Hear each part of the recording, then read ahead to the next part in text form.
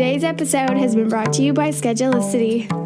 And also by the Pelvic Health Professionals membership site. This is a membership site for yoga teachers, PTs, doctors, doulas, midwives, anyone who is passionate about pelvic health, and anyone who is working with people who have a pelvis. To find out more, visit pelvichealthprofessionals.com. Welcome to episode 145 of the Connected Yoga Teacher podcast. I'm your host, Shannon Crow. I'm a mom of three, a yoga teacher, and a trainer and consultant who works for yoga teachers. Also, welcome to December if you're listening in real time, Connected Yoga Teachers.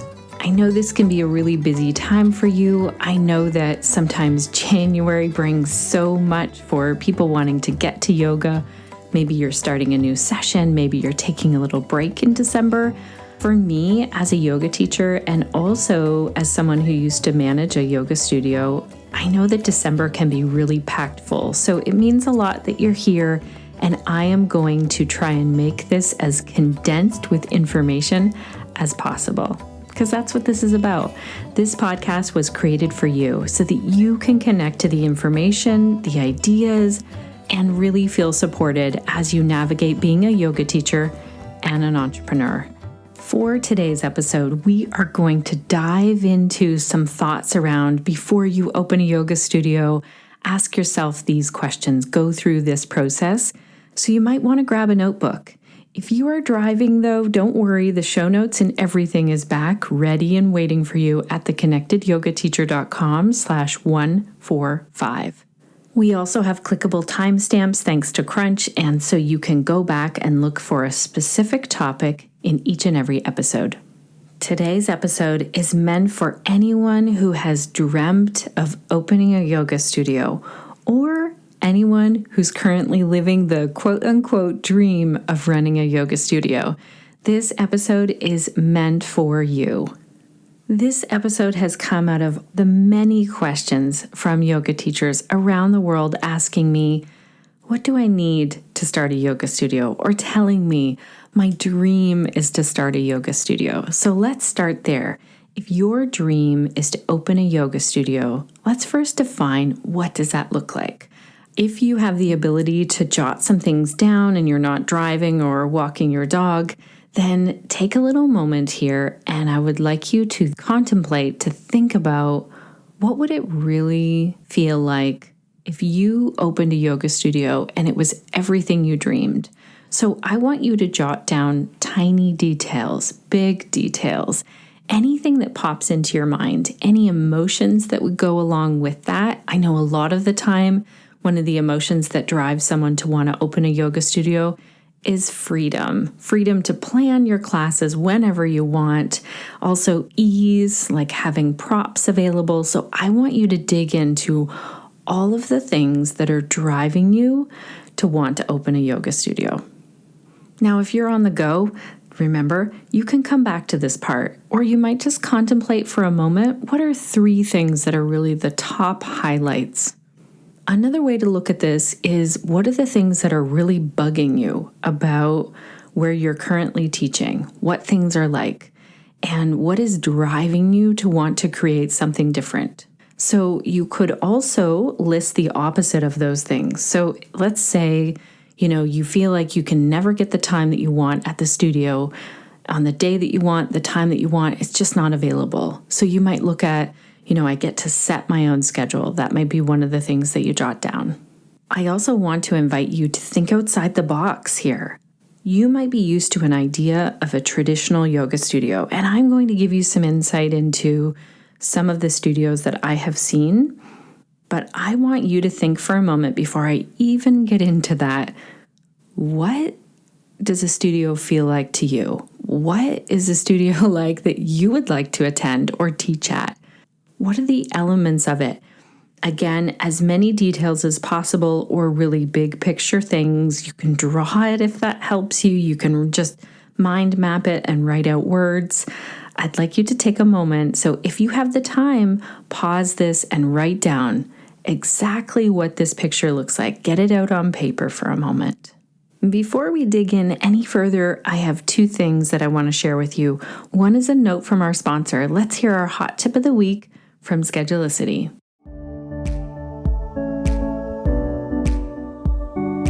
Hello, Connected Yoga teachers. This is Jamie with the Schedulicity Hot Tip of the Week. Sometimes people assume that a career in yoga means only being a yoga teacher. And while you may spend a lot of time teaching group classes, there are so many different ways to market your skills. You might offer one-on-one training or online consulting sessions, as well as various workshops or retreats. When you use Schedulicity, you manage your group classes and one-on-one services in one place, opening up your schedule to the many possibilities in your yoga career. Thank you so much, Team Schedulicity. For the connected yoga teachers who maybe don't already know, I started using Schedulicity as a scheduling software back in 2011 when I managed Tone Studio in Owen Sound. Their software has come a long way from then, and it has so many things to offer to yoga teachers. So if you're wanting to check that out, go to Schedulicity.com and have a look. It's free to try it out, and to start, it's really a great way to set up your schedule. I also want to give a shout out of thanks to WV Yogi from the United States, who wrote a review after listening to the Unstuck episode. Thanks for taking the time to write this, WV Yogi. WV Yogi said, I recently completed a 6-month Yoga Psych Soul course and insisted that I was finished with certifications for at least a year or so. But sign me up. This complements my current teachings and my vision moving forward perfectly. Thank you for this amazing podcast and share. Thank you so much for taking the time to leave a review. If you have not left a review, Connected Yoga Teachers, you can do that on our Facebook page or through iTunes. Okay, let's get back to defining some of the ideas for studios. Now, I want to tell you this is just a small list. I would love to invite you to think outside the box of what has been the quote-unquote traditional yoga studio and create something that really suits you and suits your community. Here are some of the studios that I see in my community or with the yoga teachers that I work with. Number 1 is a solo studio. This is often in someone's home. We had a great episode 93 with Ron and Joe, and they talked about how they created an in-home studio where they teach out of a space. It's actually not in their home, but it's very close to their home. It's on their property. So a solo studio we're looking at, it's usually only one teacher or a couple of teachers, a very small roster of teachers, and it's usually really close to someone's home or in their home. Number 2 is the traditional yoga studio, and this is what we often think about. There are many teachers. Teachers are either paid a flat fee or a percentage for each class that they teach. And the studio is really responsible for everything about running that business. And we'll talk more about that in a moment. So that's what we're mainly going to dig into. Most often when people say to me, I want to start a yoga studio, they're talking about starting a traditional yoga studio. Number 3 is a rental studio. So this is what we switched to at Tone Studio and Owen Sound. And someone actually asked me a question the other day, how did that model work? So we still had multiple teachers there. Each teacher was marketing and setting their own prices, collecting the money, in charge of running their own classes, and then they paid a set rental fee. Sometimes it's also a percentage to the studio. So at Tone Studio, it's 25 Canadian dollars per hour, and teachers pay that, and they can run registered sessions, they can run drop-in, like teachers are really given the freedom. The space is there, the space is insured, teachers are in charge of their own insurance and all of their own business stuff, and the studio provides the beautiful space and the props. And I want to tell you that this is one of the ways that I've really seen a studio take off, when it was struggling in the more traditional sense, and then it took off. But I also don't want you to think that this is the only way. This is a really biased opinion. I saw a studio change from a traditional studio to this rental model, and I saw it really flourish. But that's not the only side of the story. I know listening to students, they feel like they've lost some of their teachers. They don't hear from all of their teachers in the same way. They don't feel the community aspect in the same way. So I'm looking at this and sharing this with you as a really behind the scenes of the business perspective. Number 4 is a co-op studio. And this is run very similar to a traditional yoga studio, but the idea behind it, if it's running smoothly and working well, is that all teachers are responsible for running that studio. So admin, cleaning, accounting, marketing, all of that stuff is shared by the teachers. This doesn't always mean that it's shared by all of the teachers. There may be a co-op core group of teachers that run the studio, and then they may hire other staff, other teachers. And so it runs in many different ways. But I have heard a lot of success with a co-op model, and I've also heard that different co-op models don't run very smoothly. Number 5, and remember, I asked you to think outside the box. Number 5 is an online studio. So in episode 78, Bree talked to us about her online yoga studio. So this is her, and I believe that Bree brings other people on, but that's always a possibility. You can have just one solo teacher for an online studio, or you could have multiple teachers for an online studio. Number 6 is a nonprofit yoga studio. So we heard from Jessica in episode 143, and I'd invite you to go back to that and listen to that if you're interested in opening a nonprofit. So these are the 6 studios that I can think of right now. If you have other models for a studio or other ideas, I would love to hear about that in the show notes. So if you go to theconnectedyogateacher.com/145, you can leave a comment there. You can also see all of the links to the episodes that I have referred to in today's episode. Now, before we get into this next part, so at the very first part, we were dreaming big. We were just thinking of all of the amazing things that would be possible if we opened a yoga studio. Next, I kind of listed out, here are the ideas that I have in terms of the structure of the studio. And I'm inviting you to think bigger than that. In the third part here, we're going to look at this through the eyes of a traditional yoga studio. That's going to work the best if I kind of keep the model the same and ask the questions. Now, I do want to warn you here. I often try and keep podcast episodes coming from the place of let's be curious, let's ask questions, let's not jump to an opinion. And when it comes to talking about yoga studios, I know my deep-seated opinion on this. And I want to tell you, and I want to be really upfront with you about that, because I think it's going to leak into some of the things that I'm saying to you, some of the questions I'm asking. I've been really blessed, and I've had the opportunity to manage multiple yoga studios. In doing that work, I realized this is not my calling. It is not my calling to run a space filled with multiple yoga teachers. Even though I love working with yoga teachers, my zone of genius is working one-on-one with teachers who are really willing to dig in to their own business. So that's why I do consultation calls now. But for a while, I used to think that maybe my thing was running a yoga studio. I've also been approached by 2 yoga studios and asked if I want to purchase a yoga studio. And so I had to go through this process of asking myself these multitude of questions to really dig in. So my questions are going to be a little, I don't want to say they're going to be harsh, but they are definitely going to dig into asking you the tough questions, asking you about the hard days of running a yoga studio, because I think it's important. At the beginning, we opened with that dreaming part, and now I want to kind of hit home some reality pieces that come in when managing a yoga studio, when owning a yoga studio, when running a yoga studio. So I've divided this last part, this third part of this process, into 9 subcategories, and I'll go through those with you. I am sure that there are more, so you might want to add more into the show notes about some considerations that you've looked at in terms of owning or running a yoga studio. It would be great if we could keep adding to this list.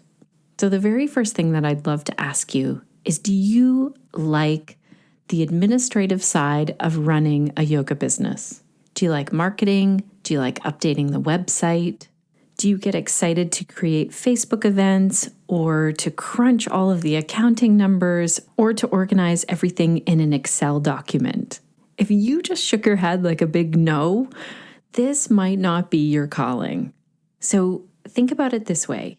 You know what it's like to run your own yoga business, and now you're going to take it on and it's going to grow and it will be even bigger. So it's going to go from one teacher's yoga business to a group of yoga teachers' business. A great episode if you want to find out about the accounting side of things and just some of the questions to ask about that is episode 44 with Hannah Smolinski. So you know how I say at the end of every episode, so that you can share the yoga that lights you up? Maybe you're new here and you're just listening for the first time. You've never heard me say that. But I say that at the end of every episode for a reason, because I want you to find work that you really love to do. And there are some people, I have some people on my team, I'm thinking about you, Cindy, who love to organize something in an Excel document, who really love to organize data and to map it out. And so if you get excited about that, you can put a big yes, I get excited about that. So this admin, marketing, website, accounting, all of that kind of lumped in.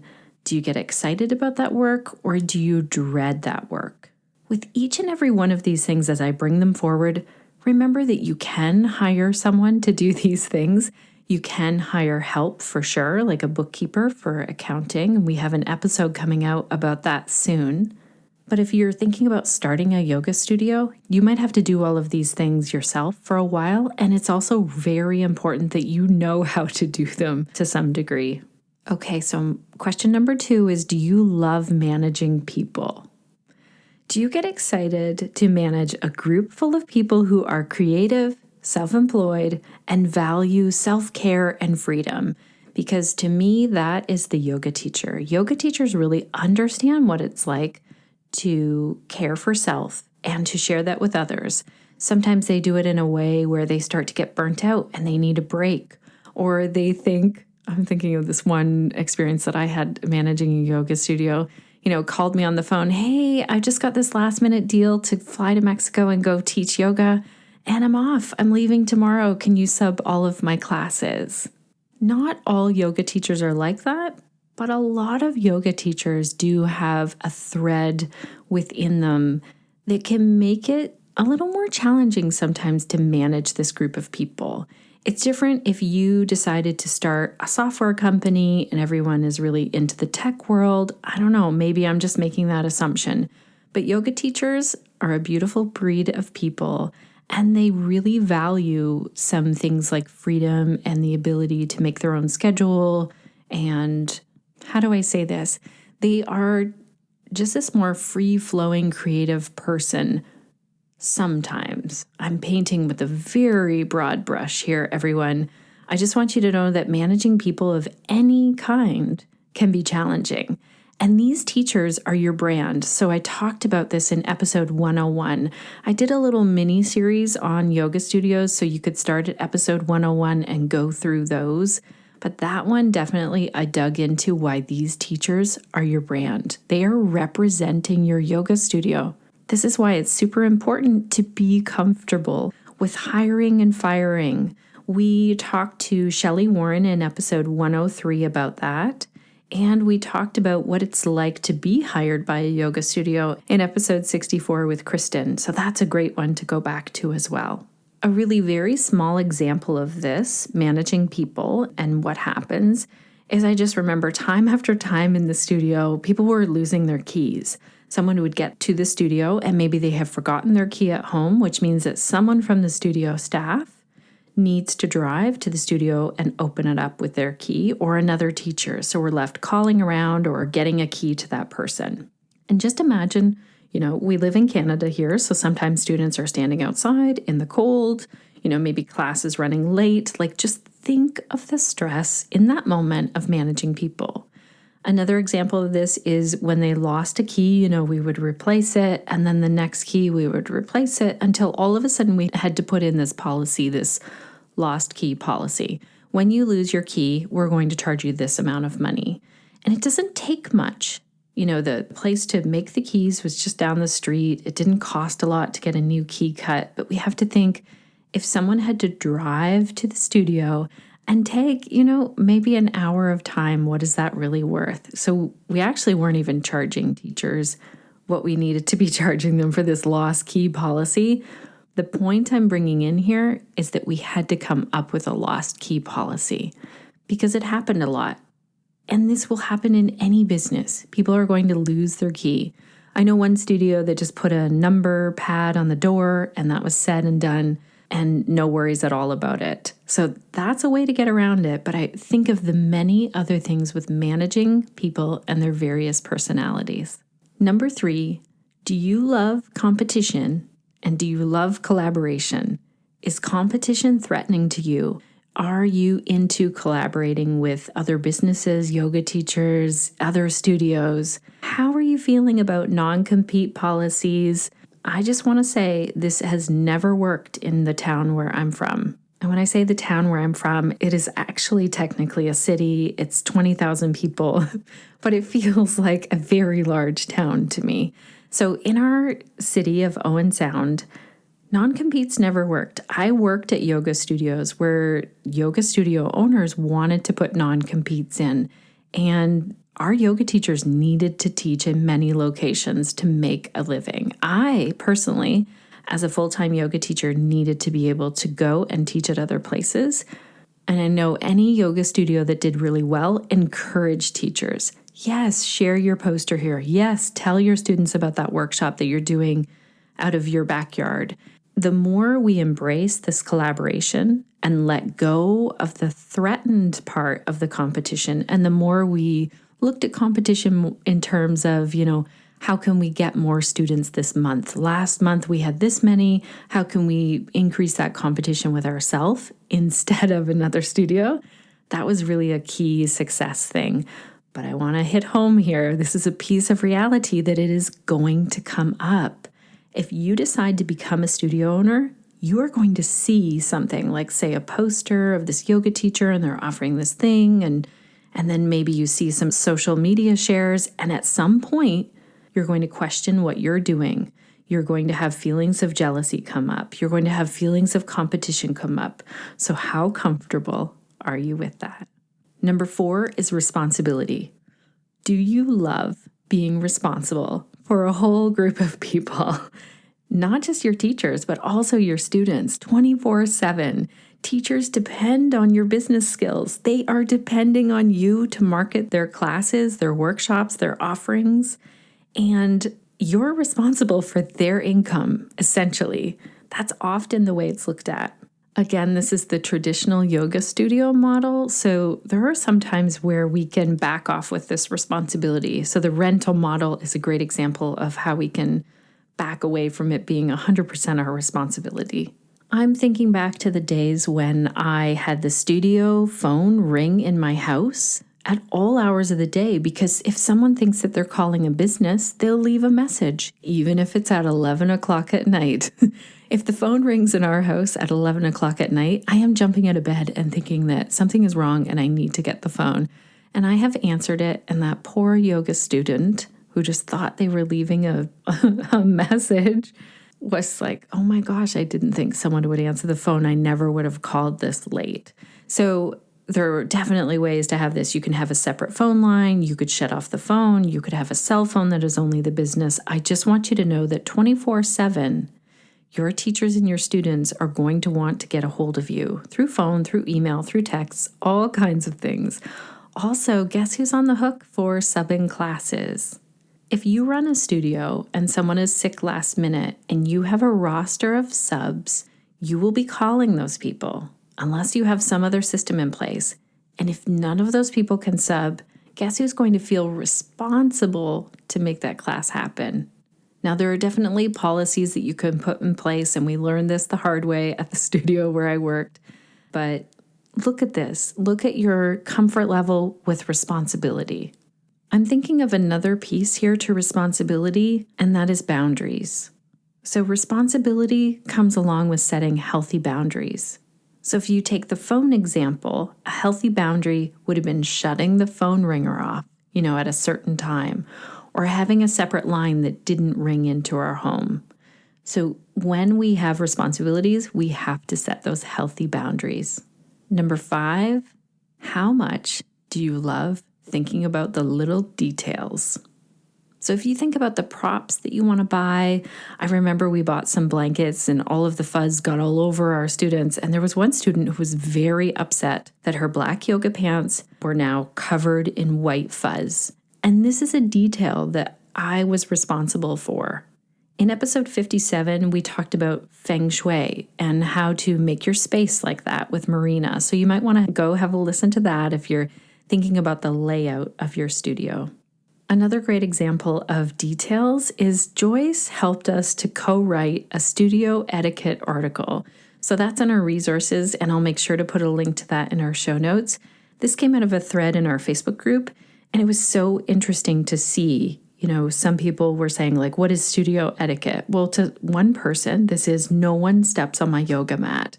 So it's almost like you're setting up this culture of very detailed things. So personally, if I'm at a place and someone steps on my yoga mat, I don't really worry about it. But I also am the type of person where anybody could wear bare feet in my house. My kids are running around in bare feet. I think I'm more relaxed with that. But the part of the detail is that if I have a student in my class and for them, it would be very upsetting to have someone step on their yoga mat, I have to be concerned with those details. At the end of every class, when I would finish teaching, I would go to the back of the class where we had all of the bolsters lined up, and our bolsters had a zipper on the side. And one of the details that I always did was I turned every single bolster so that the zippers weren't showing. And someone approached me and said, Shannon, this seems like a little over the top. And I said, oh, really? To me, it's just part of me cleaning up the space. So think about how much you love details or don't love details, and remember that this is part of having a physical space. Number 6 is brand. So I talked about how your yoga teachers are your brand, but also your whole yoga studio has a brand. And we have a great interview coming out soon with someone who was talking to me about how a brand is very two-sided. It's this relationship. You can set your brand, and this isn't about your colors or your logo. That comes later. You can set your brand message, but it's really how it's received by your yoga students. Where the brand gets to be very much part of how you manage a space is when you start to niche down in the brand of your yoga studio. So I know some of you yoga teachers have reached out to me and said, I have this niche where our studio really helps someone with, say, their Ayurveda or their back care, and it's harder to hire teachers. I really appreciate that you've taken the time to look at this detail, to really niche down with your yoga studio, and I know that it doesn't make your job easier. It makes it a lot better for your yoga students, but it doesn't make your job easier. There's a great episode 128 with Angela Glass, where she walked us through how she has set up an Ayurveda studio. So that's really her niche. That's her brand. This is something to give consideration to. How excited would you be to create a brand not only for you, but an entire community of yoga teachers and an entire community of yoga students? Number 7. Number 7 is one that I have given a lot of thought to.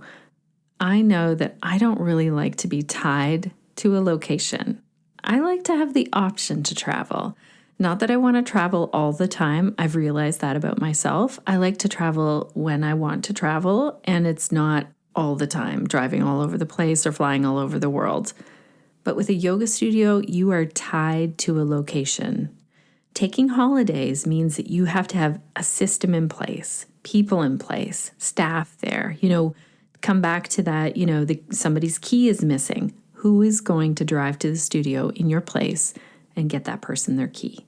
This is probably, for me, one of the hardest ones that hit home when I was offered yoga studios to purchase. I just thought, I can't be tied to this one location. I love to be able to travel, an hour to this studio, 3 hours to this studio. I felt like the work that I was doing needed to be able to move around a little bit more. And so for me, that was on the highest of the list of, I don't want that. On top of everything it takes to be tied to a location. What happens when the plumbing goes? What happens when there's a new roof? So it's very different if you rent or you buy. But let's think about tied to the location in terms of the responsibility of having a location. Number 8 is legal and insurance considerations. Do you get excited about that? Are you excited to create your policy, your privacy policy? Are you excited to look at the legalities? We talked about insurance earlier. So there are 2 great episodes for this. Episode 104, we talked to Siren Ali Cho about legal considerations for a yoga teacher. You'd have to dive in even more for a yoga studio. Episode 105 with Beth McVie of Lackner & McLennan Insurance, we go in and talk about insurance.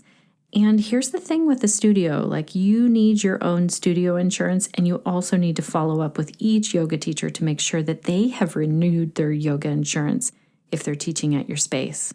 Something I just learned, and I have managed a lot of yoga studios and I've talked to a lot of insurance people for yoga teachers. Something I just learned from one insurance agency is that they were encouraging yoga teachers to really check in when they get a new certification.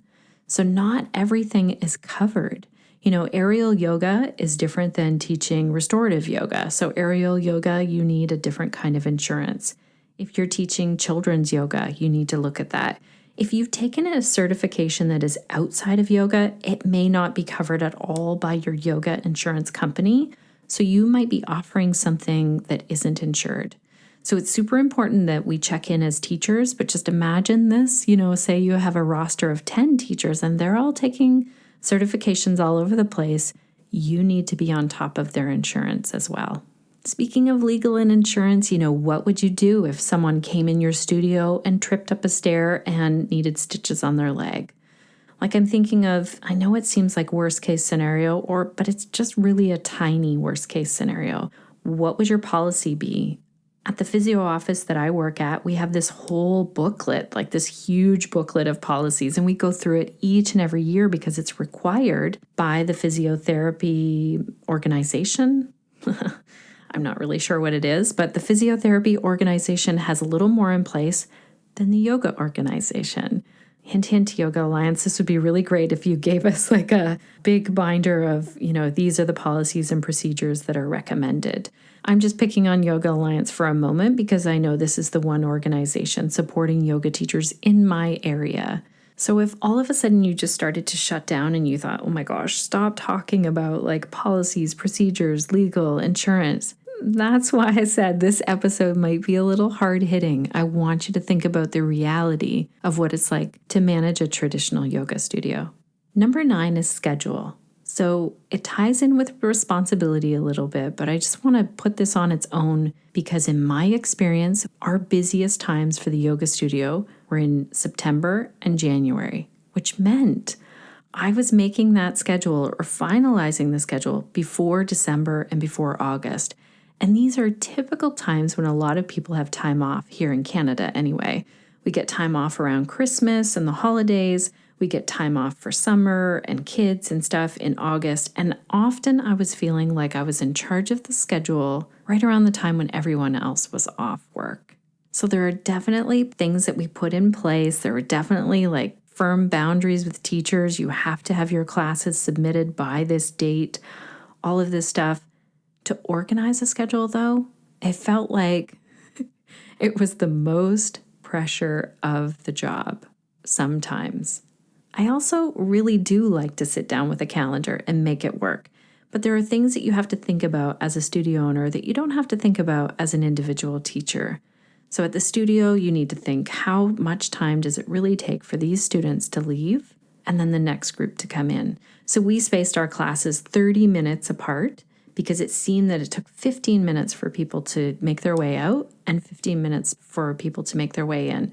We also had a stairway that made it a little harder for people to go in and out, so we didn't want them all bumping into each other at that stairway. We also in Canada have, muddy boots and shoes and coats and all kinds of things. I was just at a studio the other day where a woman came up at the end. I was leading a workshop there, and she said to the person working at the front desk, "Someone has taken my shoes home." And I just remember that happened at our studio. So this is one of the tiny details that I had to think about. Someone took someone else's shoes home. We had to get that person home with shoes, and then we had to send out an email about shoes. So this is why I say my opinion might be slightly biased. I've had years of experience managing yoga studios and years of learning. This is not my favorite thing. Now, if I have listed all of these 9 things and you're like, I'm still seeing the dream here, Shannon, I'm still doing a yoga studio, I would say I've done my job. I would say that I have brought out kind of the worst things that could be associated with managing a yoga studio, and you are still seeing the dream. You are still going for it. Either that or you're like blissfully in denial. That's okay as well. I am not here to push you in any particular way. I really just want to call out, here are the things to give some consideration to. If you are sitting here thinking, wow, I didn't think about those pieces. How would I work that into this? Or even better, if you start to go back to, okay, what about the rental model? That takes out the responsibility of marketing. Everyone's in charge of their own insurance. There are ways that you can work around this. I'm working with a yoga teacher right now who's amazing at this, of looking at the business model that she currently has. She has a very successful yoga studio, and looking at it and thinking, how can I make this better for me as the studio owner? In summary, you are running the business for many yoga teachers when you sign up to run a yoga studio, a traditional yoga studio.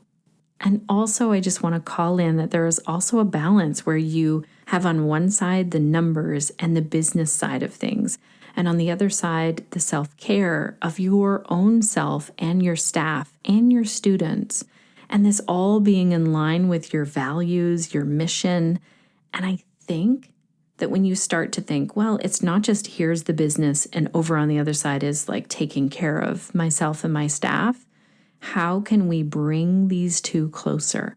How can we build a business that really does focus on caring for self, caring for others that work for you?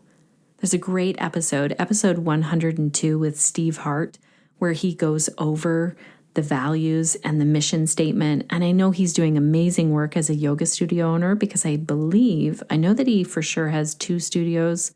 I believe he just purchased a 3rd studio. So something that he is doing is working. You can go and have a listen to that episode to hear the many threads that are working for him.